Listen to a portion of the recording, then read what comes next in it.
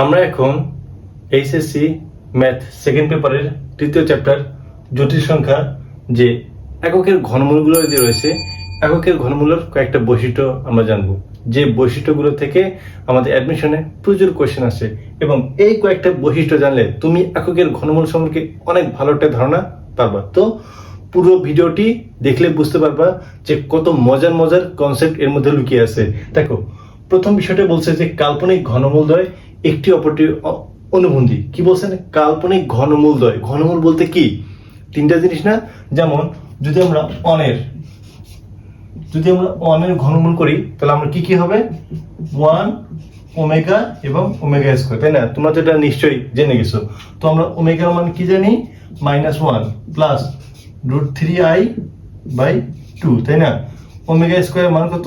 -1 minus √3i/2, তাই না? আচ্ছা, অনুবন্ধী বলতে আমরা কি বুঝি? অনুবন্ধী বলতে বোঝাচ্ছি যে মানটা একই, শুধু মাঝখানে চিহ্নটা পরিবর্তন হবে। দেখো তো, -1 প্লাস √3i/2 আর ওমেগা স্কয়ার মান কত? -1 মাইনাস √3i/2।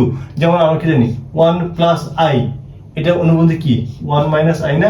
অর্থাৎ সামনে পেছনে দুইটা পদের একই থাকবে, শুধুমাত্র মাঝখানে চিহ্নটা পরিবর্তন হবে। প্লাস থাকলে মাইনাস হবে, মাইনাস থাকলে প্লাস হবে। দেখো, ওমেগা মান কি নিয়েছি? প্লাস, মাঝখানে প্লাস, তাহলে ওমেগা স্কয়ার কি হবে? শুধু মাইনাস। এই জন্য কাল্পনিক ঘনমূলদ্বয় একটি অপরটির অনুবন্ধী। বুঝতে পারছো? তার মানে আমাদের এক নম্বরটা গেল। দুই নম্বরটা কি বলছে? কাল্পনিক ঘনমূলদ্বয় একটি অপরটি বর্গের সমান। আচ্ছা, একটি অপরটি বর্গের সমান, তাই না? তো দেখো তো, আমরা কি জানি? ওমেগা কিউব ইকুয়াল কত? 1, তাই না? এবং 1 এর যখন আমরা ঘনমূল করি কি পাই? 1 ওমেগা ওমেগা স্কয়ার, তাই না? তাহলে দেখো তো, যদি আমাদের বিষয়টা এমন হয় যে ওমেগা স্কয়ার, তারপর আমরা স্কয়ার করলাম, তাহলে কি হচ্ছে? আমার ওমেগা টু দি পাওয়ার 4, তাই না? তাহলে ওমেগা টু দি পাওয়ার 4 কি আমরা লিখতে পারি? Omega cube into omega. তাহলে ওমেগা কিউবের মান কত? 1, ওমেগা মান কত আসলো? ওমেগা। তাহলে দেখো তো, ওমেগা স্কয়ার ওটাকে আমরা বর্গ করছি, বর্গ করে আমরা দিন শেষে কি পাইছি? ওমেগা। তাহলে কি কাল্পনিক ঘনমূলদ্বয় একটি অপরটি বর্গের সমান আমরা পাচ্ছি? তার মানে ওমেগা স্কয়ারকে যদি আমরা বর্গ করি, দিন শেষে মান পাচ্ছি আমরা ওমেগা। দেখো, আমরা 1 এর ঘনমূল তিনটা, 1 ওমেগা এবং ওমেগা স্কয়ার। তার মধ্যে দুইটাকে আমরা নিচ্ছি, ওমেগা এবং ওমেগা স্কয়ার, কারণ এই দুটো হচ্ছে কাল্পনিক।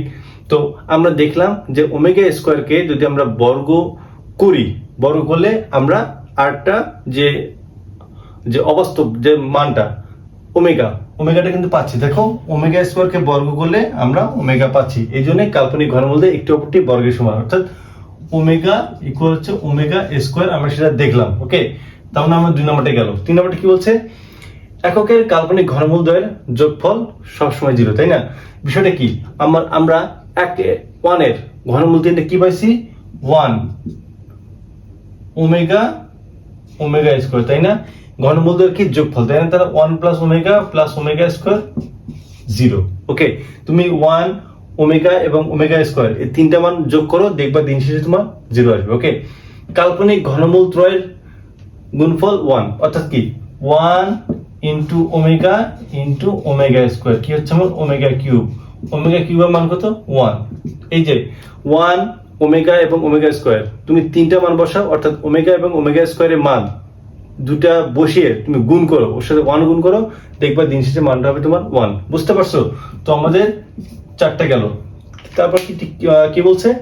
3টি এলিমেন্ট নিয়ে রাশি হলে এবং রাশিগুলো গুণ আকারে থাকলে প্রতিটি রাশির মান -2 দেবো। দেখো, 2টি করে এলিমেন্ট নিয়ে রাশিগুলো গুণ আকারে থাকলে সেখানে আমরা -1 বসাবো। দেখো তো, 1 plus omega into 1 plus omega square into 1 plus omega to the power 4 into 1 plus omega to the power 8। যাই হোক, যখন দেখবা যে এই যে 2টা করে পদ নিয়ে এক একটা রাশি যখন প্রত্যেকটা গুণ আকারে থাকবে, তখন প্রত্যেকটাকে আমরা -1 হিসেবে কাউন্ট করব। তার মানে 1 প্লাস ওমেগা -1। আচ্ছা, এই জিনিসটা আমরা একটু এখানে বসে। ওকে, তাহলে 1 প্লাস ওমেগা -1 গুণন 1 plus omega square into -1, 1 plus omega to the power 4 into -1, 1 plus omega to the power 8 -1। গুণগুলো কত হয়? 1। ওকে, বুঝতে পারছো? তাহলে যখন দেখবা যে তিনটা পদ 1 প্লাস ওমেগা স্কয়ার এরকম তিনটা পদ গুণ আকারে থাকবে, তখন প্রত্যেকটাকে আমরা -2 হিসেবে কাউন্ট করব। এবং যখন দুইটা পদ থাকবে 1+ω স্কোয়ার, তখন সেগুলোকে আমরা প্রত্যেকটাকে -1 হিসেবে কাউন্ট করবো। তাহলে এই যে জটিল সংখ্যা এককের ঘনমূলের যে প্রত্যেকটা বৈশিষ্ট্য এবং এই কনসেপ্টগুলো যদি তুমি জানতে পারো, তাহলে অ্যাডমিশনের অনেক অনেক কঠিন কঠিন এমসিকিউ তোমার কাছে অনেক সহজ হয়ে যাবে।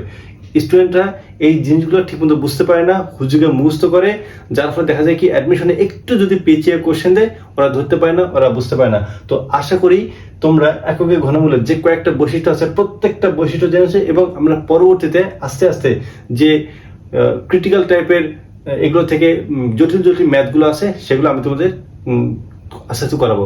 তো আমাদের পেজে, আমাদের চ্যানেলে সবসময় অ্যাড থাকো।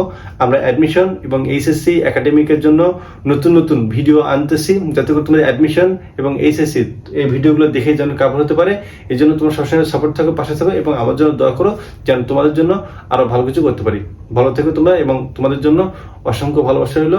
আল্লাহ হাফেজ।